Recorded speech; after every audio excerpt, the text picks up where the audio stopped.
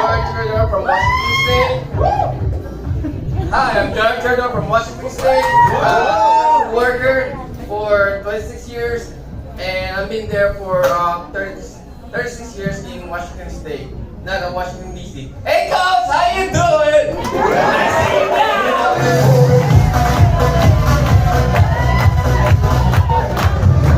Oh, I'm sorry.